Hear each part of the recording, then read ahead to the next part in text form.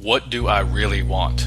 And this is a question that you have to be honest with yourself in the answer, and you have to take any advice that you get from anyone else, whether it be parents, family, teachers, and their advice is great, but you have to take it with a grain of salt and really dig deep and say, okay, that's great, but what do I really want? Hey, this is John Lee Dumas of EO Fire, and you're listening to Men of Abundance with Wally Carmichael. You must be prepared to ignite. Welcome to Men of Abundance, the podcast for those looking to level up their lives by hanging out with some of the greatest leaders and established professionals in our community, living a life of integrity, honor, and the abundance mentality. Prepare to pay it forward with your host, former Army medic turned lifestyle entrepreneur, Wally Carmichael.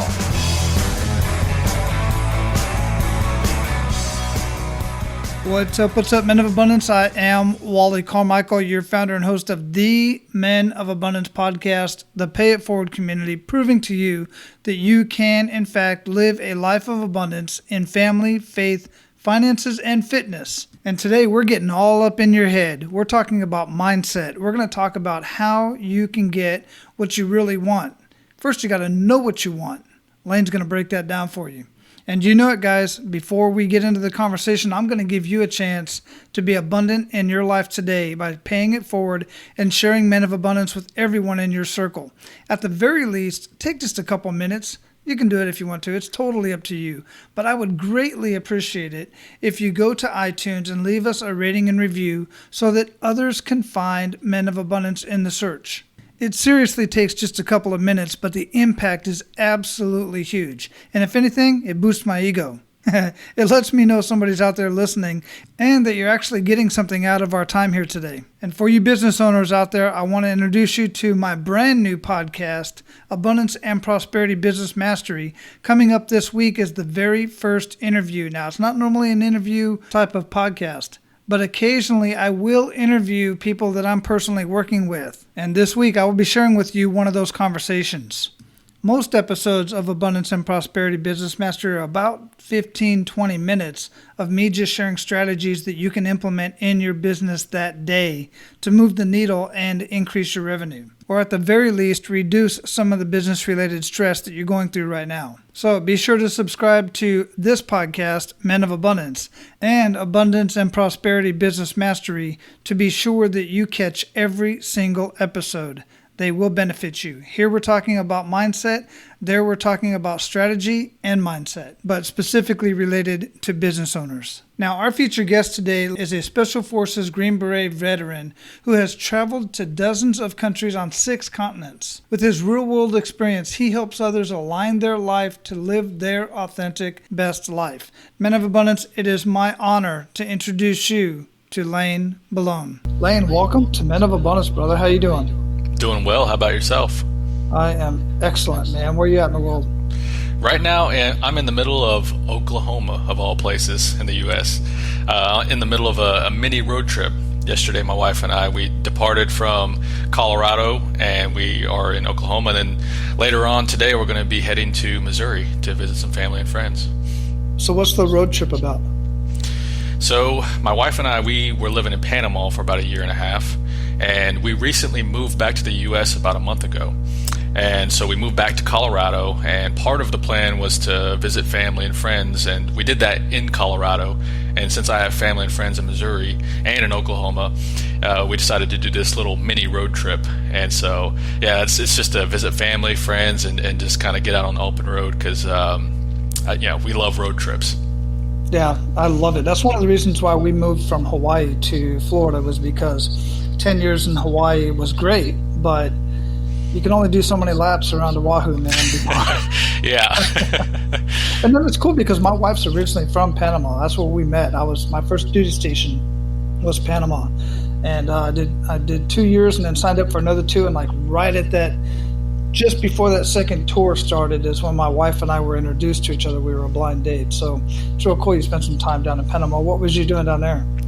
So my wife was born in Panama. She grew up in Colorado, but half of her family is Panamanian in Panama. So after I got out of the military, we both decided that, it'd be great to go down to Panama, get to know the family, learn a little Espanol, and just kind of have a good time down there. And that's exactly what we did.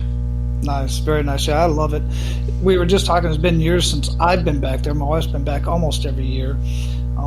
And my boys have been there as well, but it's time I think we're going to plan a trip after the holidays because it's just too crazy during the holidays in Panama. So that traffic, man, just the thought of it gives me anxiety because it was bad back in the 90s. Well, last time I was there was, late 90s, but Lord, that traffic just gives me anxiety just thinking about it. Yeah, it's something to be reckoned with.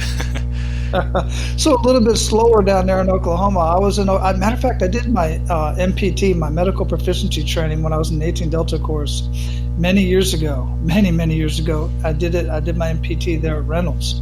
Wow. We drove from at the time when I went through the course, the Special Operations Medical Sergeants course was in San Antonio, and we drove, me and two other guys who got chosen to go to Reynolds, drove to Oklahoma, and wow, that was my first experience with Oklahoma. That's a different place if you're not used to it in the United States.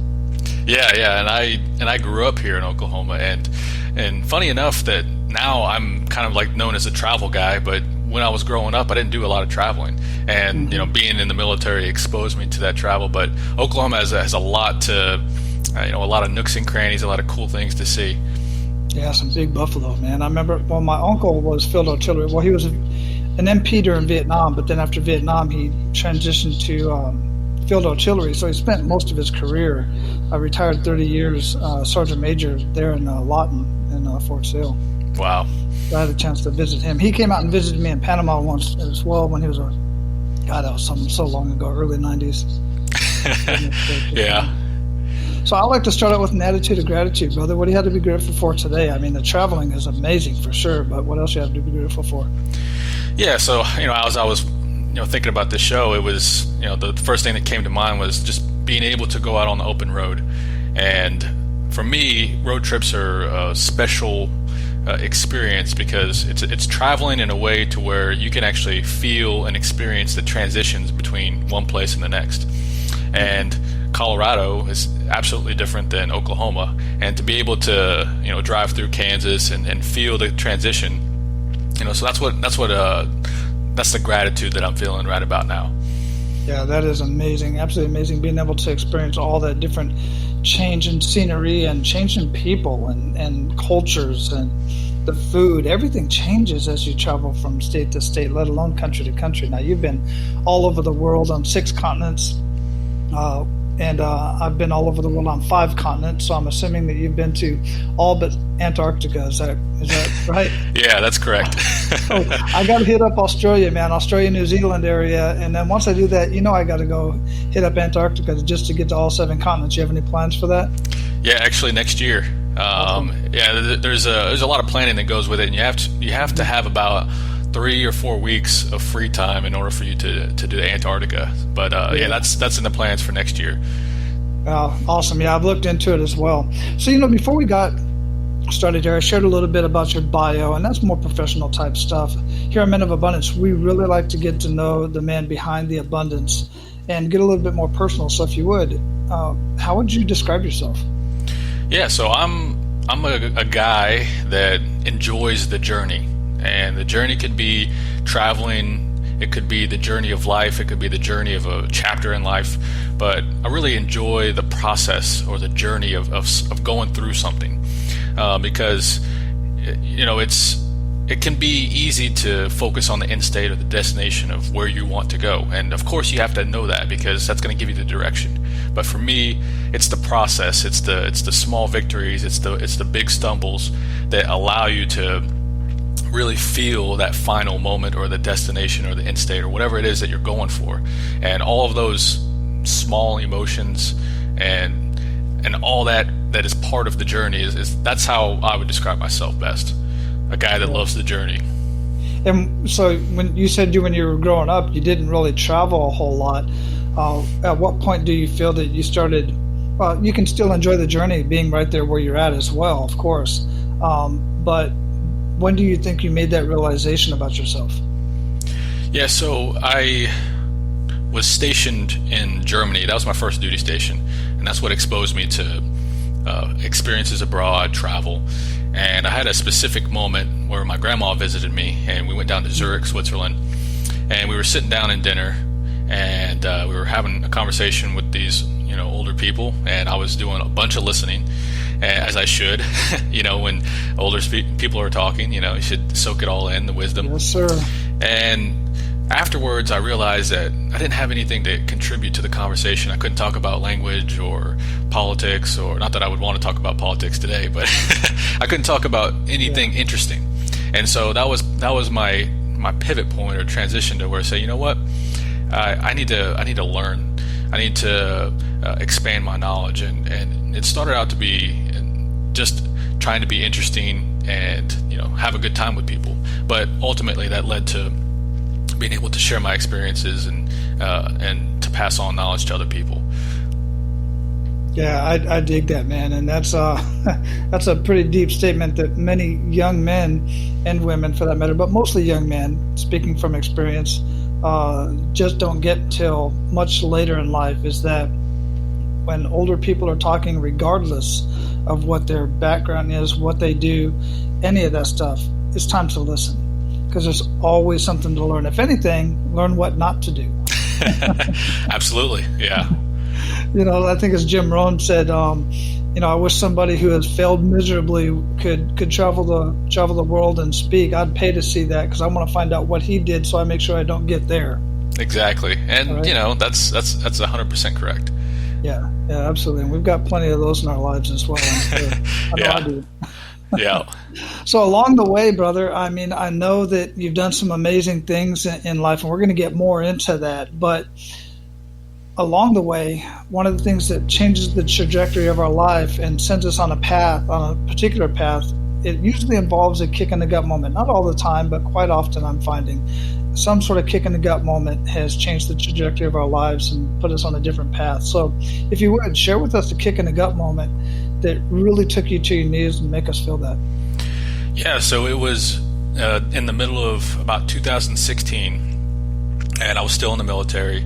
And at the time, I had elevated a position of increased responsibility, and I was going through some mental conflict, if you will. And so the mental conflict was, I was in a leadership position telling men in the military how to be successful in the military, while at the same time I was contemplating getting out of the military. And so this conflict really ate at me, because I try to live a life of authenticity and transparency, and who I am is what I say and what I do. And I felt this conflict, and during this time it was just I wasn't getting a lot of sleep. I was really stressed out. The increased responsibility was taking my focus away from the stuff that I really wanted to do. And so this was probably one of the lowest points in my life, being stressed, really having that mental conflict, and irritable all the time, and just everything just wasn't clicking. And it was ultimately led to a decision of, all right, I have to either stay in the military and continue down this path 100%, or I have to get out. And that's what led to the decision, and I had to make that decision. Yeah, I get that. It sounds kind of like a little bit of imposter syndrome. That I talk to a lot of people that are coaching others or sharing knowledge or even doing something in their job, and they feel, my goodness, I just don't feel like I'm as qualified to do this that I'm doing. Because the reason why I say that is because you're training soldiers, you're training people to be leaders, or you're training them in whatever capacity that you're training them in. But at the same time, you're planning on getting out. So I'm trying to understand this a little bit. You're thinking about separating from what it is that you're teaching these men how to do. These men, maybe some women as well. But the bottom line is, how are you, in your mind, you're thinking, how am I training these people to excel in the military and elevate to leadership positions when I'm thinking about getting out myself. Is that right? Yeah, exactly. And that conflict was the friction point that was eating at me, and ultimately it was tough, really tough point.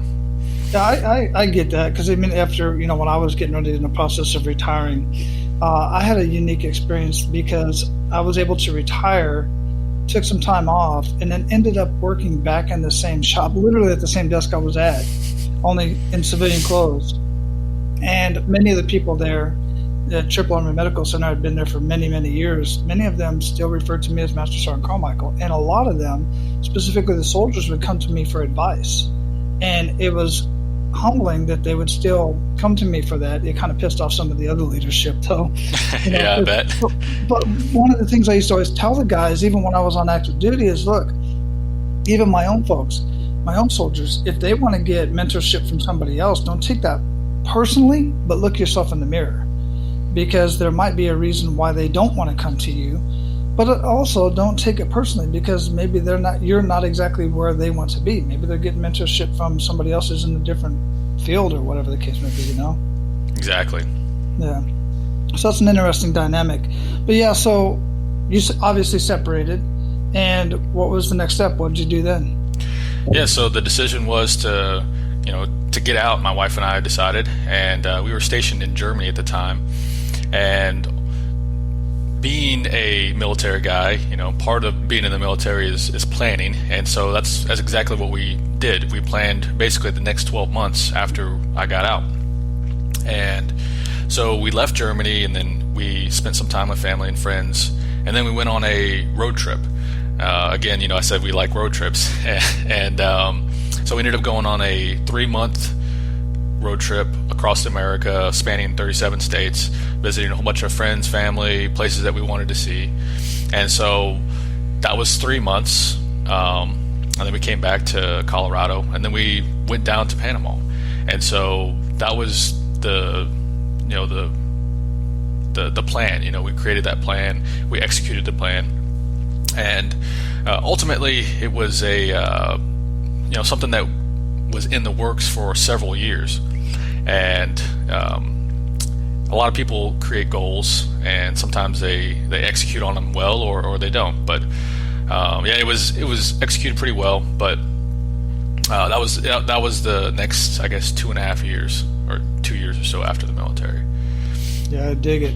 So you and I don't really know exactly how you and I got connected, but I know we just connected on Facebook, and through, I'm sure, one of the veteran groups or something like that. And I started watching your videos and what you were doing, and obviously you're down in Panama doing a lot of the videos live, Facebook Live, and that what intrigued me initially. One of the things was just you being military, of course, and being in Panama, because some of the places you're at, I was like, oh yeah, I remember that place and stuff like that. Yeah. But the words that were coming out of your mouth, man, the motivation, and the more than just motivation, just the wisdom that you were sharing was very captivating and intriguing to me, because it's I absolutely love it. So at what point did you start doing that? What compelled you to start doing those Facebook Lives and sharing your knowledge and wisdom?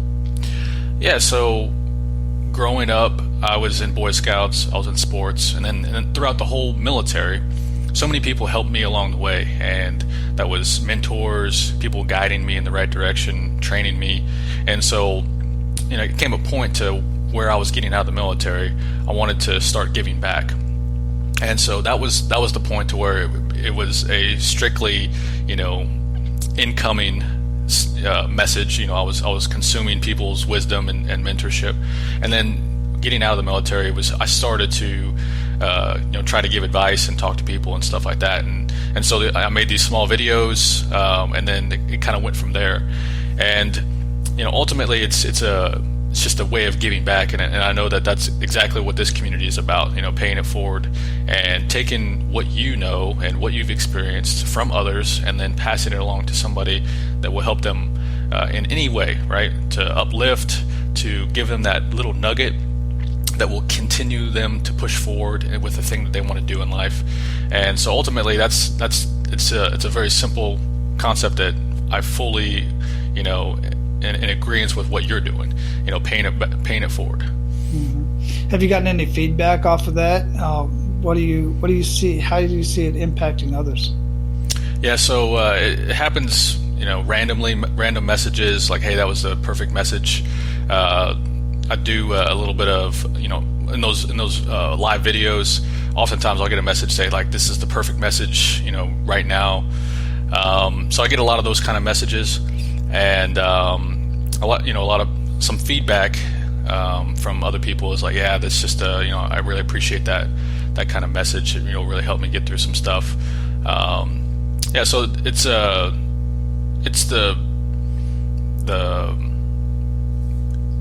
tangible way of saying, "Hey, what you're doing is good.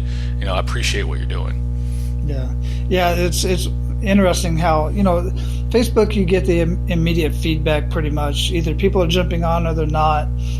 They're responding, clicking likes, loving, putting up all the little emojis and stuff like that, and actually sharing some words of gratitude for it. And I dig that, man. It's really good feedback. Sometimes I sit here on the show, especially when I do some of the solo shows, but even when I'm doing interviews, it's like, "Hello, is anybody out there?"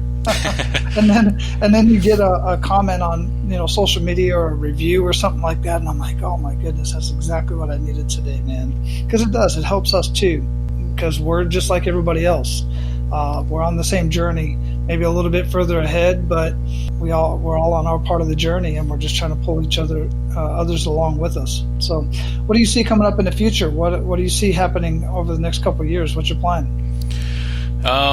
So I got a lot of plans, but ultimately it revolves around traveling and experiencing certain things and uplifting others in any way I can. So the next few months, at the time of this recording, I have some traveling, going to Europe, or going to Peru in about 10 days at the time of this recording, and then after that, Montenegro, Croatia, and doing a little bit of mountain climbing in July. So I really, I have my approach to goal setting is to basically, ask myself honestly, what do I really want, and then just write it down and have it in a bucket, so to speak. And then at the whether it's today, this week, next month, or a couple months from now, I look at what is most advantageous for me to execute on right now, or to set in motion. And so I pick that thing out of my bucket that I really want to do, and then I just start executing on it, or set the wheels in motion, so to speak. So and then I have a couple other things that I'm working on, and it's just really exciting stuff. So when you say set the wheels in motion, what is that process? What's that look like? So basically, it's connecting the dot.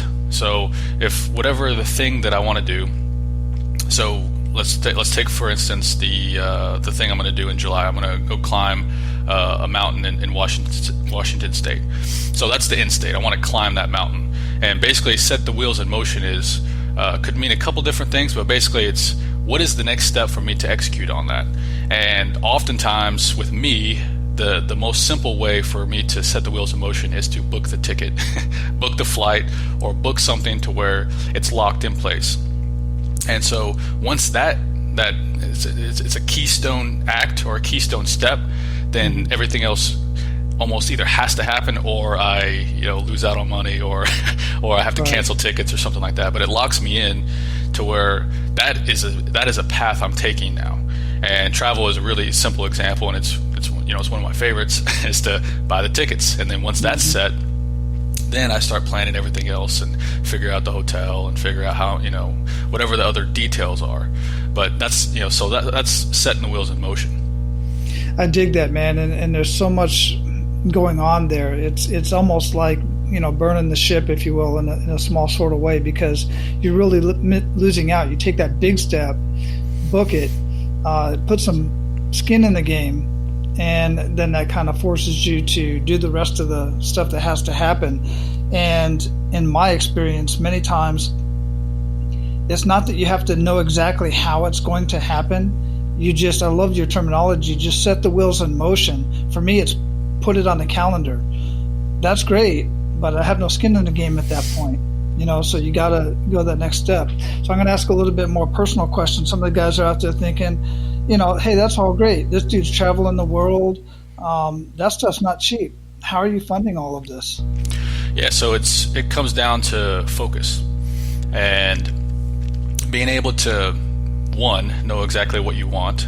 And then once you have that, a very detailed and vivid picture of what you want, you focus intensely on it.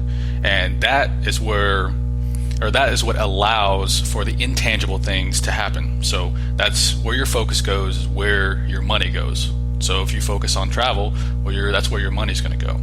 And all of the intangibles, such as enthusiasm, resourcefulness, are coming along with it whenever you focus on something that you really want. Now, so if you set a goal that you don't really want, you're not going to have the enthusiasm. You're not going to actually be resourceful enough in order for you to find and seek the opportunities in which to get that thing that you said you wanted. And that's why being honest with what you really want is so critical. It's that it brings all of those intangibles that is difficult to describe, difficult to put into a system or a process, but they're absolutely vital in order for you to get the thing that you want. It's huge, man. Guys, go back, rewind that, listen to that a couple more times, because generally what's going on in your head is, I want to go to the Bahamas. The next statement that comes out of most people's mouth, or at least says in their mind, is, but I don't have the money to do that. I don't have the time to do that. I can't get time off work to do that. My kids are going to be in school, so that can't happen yet. And all of these other limiting phrases, beliefs, and words that come out of your mouth. When you change your words, you change your story, you change your phrases, you change your, you change your story, you change your life, and you change the trajectory. And that's what he's talking about right now. Make intentional, and you have to feel it. You said that as well. You have to feel it in your being. I have written up here on my board, actually, the quickest way to change your mindset is to change your physiology. I'm standing up right now, and I stand up during these conversations because I get the most energy. Sometimes I'm even lifting my legs, or I'm doing some, we're on camera but not recording camera. And because I'm changing my physiology, I'm changing who I am. Sometimes I'll put my hands on my hips, raise my testosterone just by doing that for 15 minutes. And then after that is focus. And you said focus. Where focus goes, energy flows. Exactly. Where focus goes, money goes. So when you focus on, I don't have the money, or I have to pay these bills, that's where your money's going to go. And you focus on, I have to fund this trip, or I'm going to fund this trip. Not have to, I get to. See the difference in the words? Have to, get to, need to, fund this trip. That's where the money's going to go. And the third one is our phrases, our words, our language, how we talk to ourselves, and everything. All of that was right there in exactly what he just said. So make sure you go back and listen to that again, because it's super, super powerful. Yeah, and to add just quickly on that is that when you focus on something, your brain is automatically looking for a path in order to get to that thing that you're focusing. So again, like what you said, if you're focusing on how you can't do something, or how you don't have the resources, or you don't have the money, well, your brain is automatically looking for a way to justify that statement. And so it's so vital to hold what you want in focus. And then your brain and that's where the intangibles come in, and where you'll be able to see the opportunity. You'll become a little more resourceful. You'll have that enthusiasm in order for you to take that next step that will get you closer to what you want. Whether you think you can or you think you can't, you're right. Exactly. Henry Ford that originally said that, so I'll throw that out there. Yeah. All right, brother, we are at the point where we're going to pay it forward to our abundant leaders. Ready to do that? Let's do it. Excellent. So share 1 to 3 actionable steps men of abundance can take today. Yeah, and we've been kind of hitting on it. And the first step is to ask yourself the question, what do I really want? And this is a question that you have to be honest with yourself in the answer. And you have to take any advice that you get from anyone else, whether it be parents, family, teachers, and their advice is great, but you have to take it with a grain of salt and really dig deep and say, okay, that's great, but what do I really want? And continue to ask yourself why. why do I want that? Why do I want that? And eventually you'll through this distillation process, you'll get to the thing that you really want. And then, okay, so that's step one. What do I really want? And then step two is to adjust all my focus on that thing that I do want. And we talked about focus earlier, to where if you say, oh, I don't want that, or I don't want that, if you focus on what you don't want, you're never going to get what you do want. So when I ask, sometimes when you ask yourself the question, what do I want? You say, oh, I don't want this, I don't want that. And that's a great starting point. But eventually you're going to have to pivot from, oh, I don't want that, to, yes, this is exactly what I do want. So focus on what you do want is step two. And then step three is take the next step to what you want. And that's where the resourcefulness, that's where the enthusiasm will come into play, to where you will find the next step if you're looking for it on what you're focusing on. You will find the next step and then take that next step. And it's literally taking the next step. And because sometimes if you have something that is big and there's seemingly 147 steps to take, it can seem overwhelming.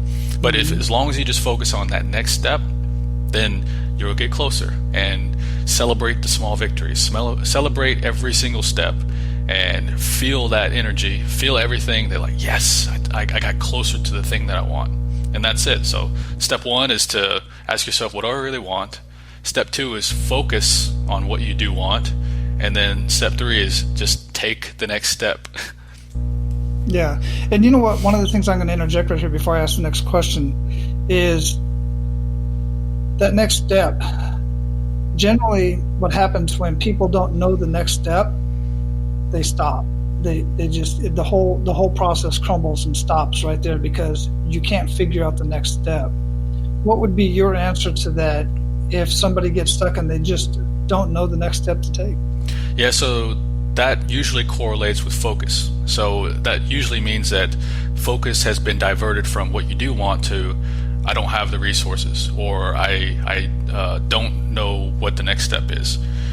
Oftentimes, getting back into alignment with that thing that you're focusing on, what you want, is my first step, because one, it helps me feel that energy, or feel that like, yes, like this is what I want, okay. And then with that feeling comes the resourcefulness, the insight of opportunity. And so then that will help you identify what that next step is. And sometimes it is through the process of being resourceful, you find the right person with the right advice, or you find the right idea or concept on the internet. You look to other people that have done the thing that you're doing, and you find, oh wow, I didn't see that before. Like that's the step that they took. And sometimes it's reading between the lines. And so the identifying the next step can happen in 1.5 million different ways, but reverting back to the thing that I want and focus on that, then you'll be able to, again, it's your brain trying to connect that path, and you'll be able to fill in the blank, to be able to see the opportunity, to understand the concept that you weren't seeing whenever you said, oh, I don't have the resources, or I don't know what the next step is. So it really is reverting back to focusing on the thing that you want, and then the intangibles follow along with it, and whatever the next step is, it will be identified. Yeah, great points, man. I'm glad. Thanks for sharing that. And one of the things that it does kind of I see it both ways, is sharing your intentions with others. And I'm not the type of person that just goes out and throws all over social media things that I have planned, because I have a lot of stuff planned that few people know about. But people do know about it. Key people know about it. Why? Because I know that those key people can benefit and can contribute to the process and to the path.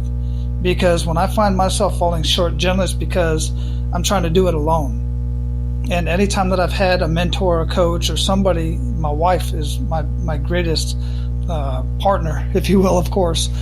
We collaborate a lot. We always have different things going on. But even between the two of us, we don't have it all figured out. We can't figure it out. We need somebody else on our side, on our team, to help us take that next step. So yeah, that makes a lot of sense.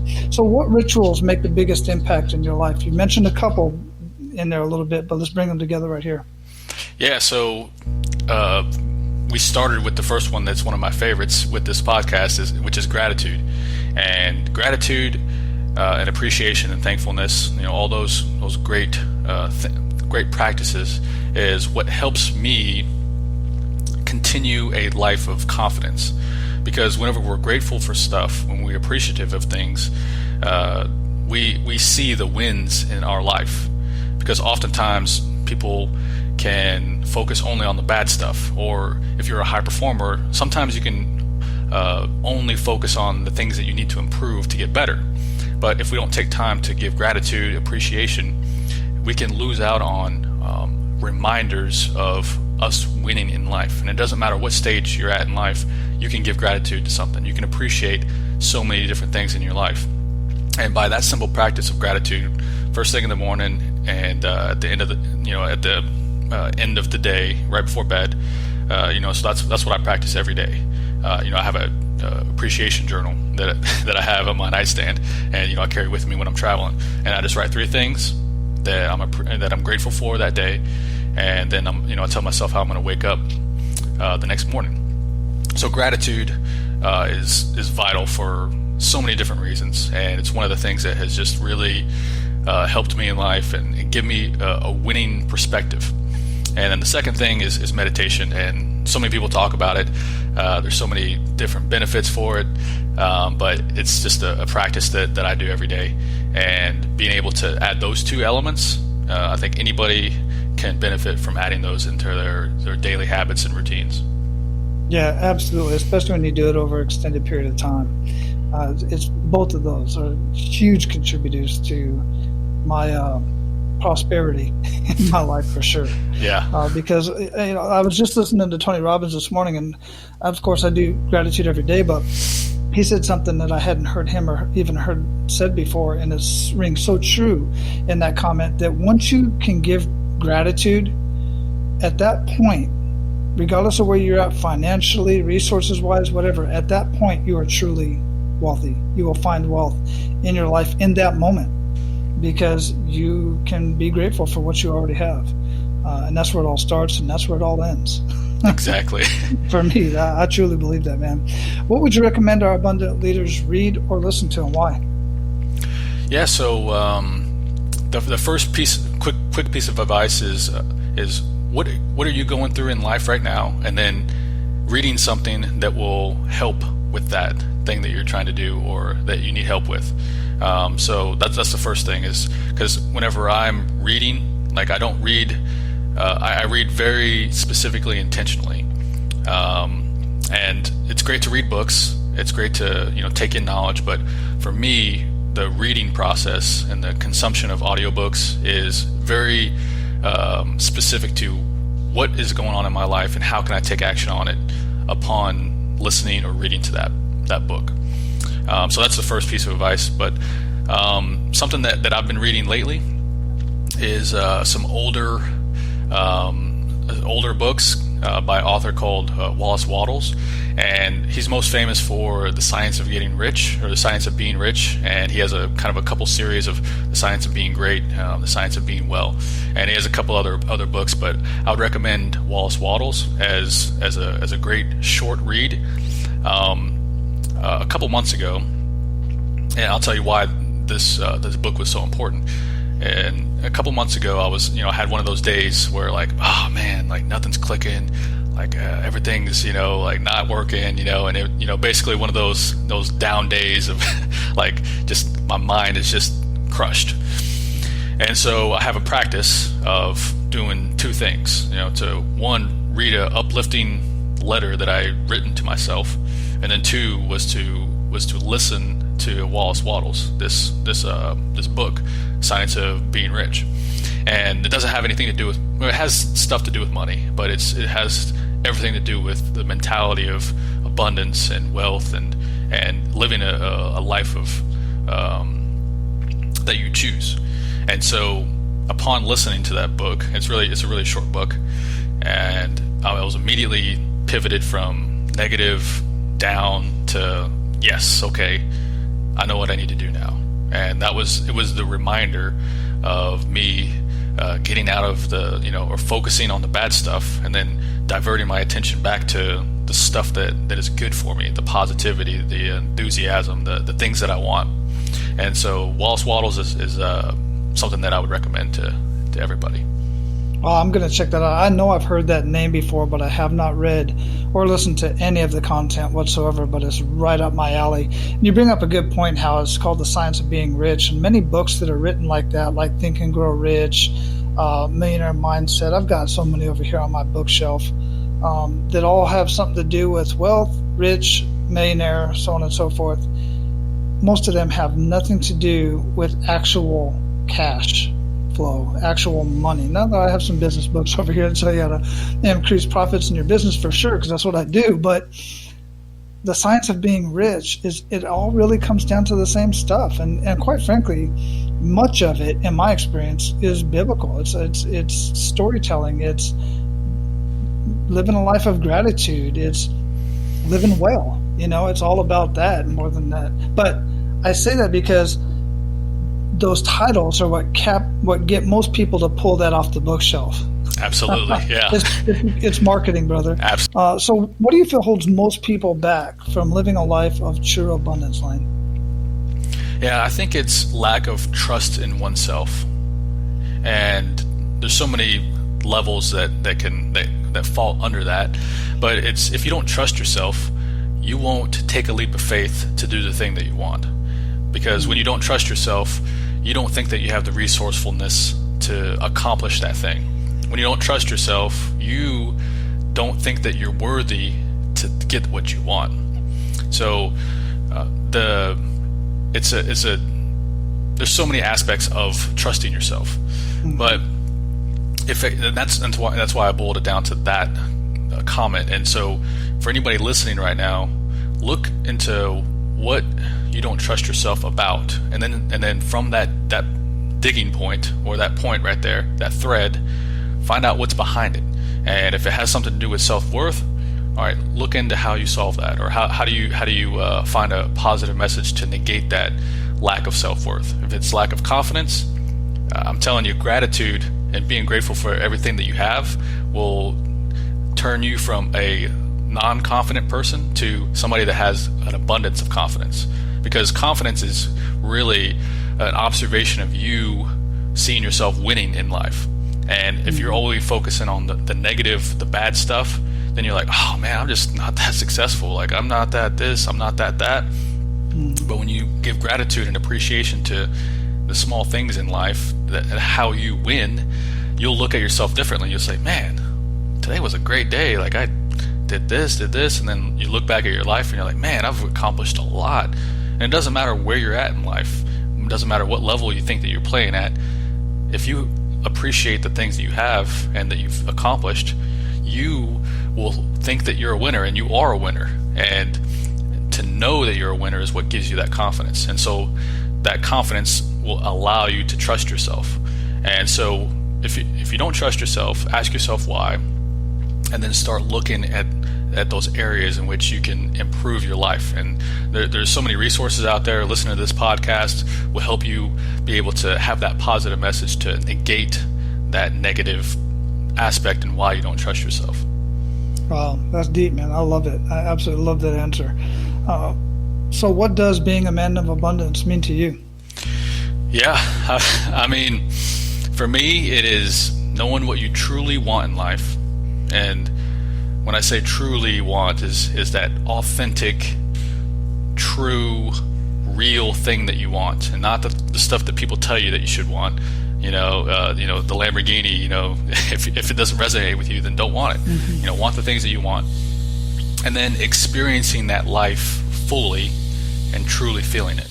And so for me, that's living a life of abundance, is knowing what you want, experiencing that thing that you want, and living it fully in the moment. Yeah, absolutely, man. So, brother, we are going to close this up.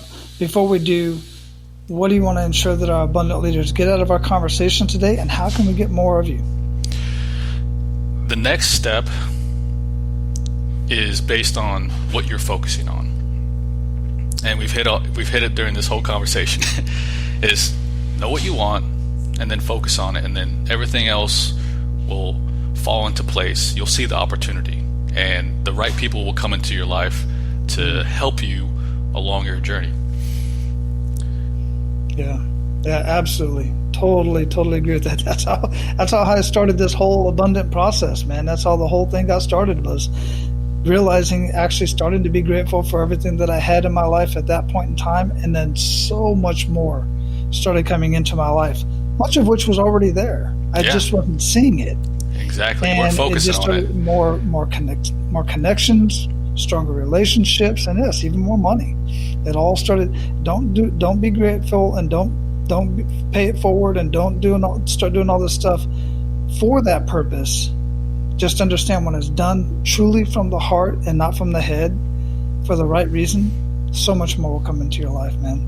Lane, it's been an amazing conversation, man. I dig your wisdom. I knew it would be an amazing conversation. Go out and live your life of abundance, brother, and keep paying it forward. I'm digging it. Thank you, and continue doing what you're doing. I love it. Appreciate it. All right, guys, don't make this any harder than you've already made it. What do you really want, and how are you going to get it? Go back, listen to this episode again, be abundant in your life today, and share this with others. That's a start. Be grateful and give. Be grateful and give. It's a mantra. It happens every single time I have a conversation with somebody. They ask me, how do I get more of what I want? Be grateful and give. And go back and listen to this episode, then share it with others. Why? Because I want you to have all that life has to offer. You just have to make the decision of what you want, and then get the right people in your life to ensure that you get what you want. And along the way, help others get what they want. Pay it forward.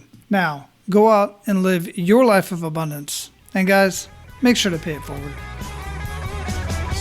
That's all for today, Abundance Leaders. For more about our guests and the powerful information we shared with you today, be sure to sign up for our mailing list at menofabundance.com. We appreciate your time and look forward to hanging out with you on our next episode. So until then, be sure to pay it forward and live your life of abundance.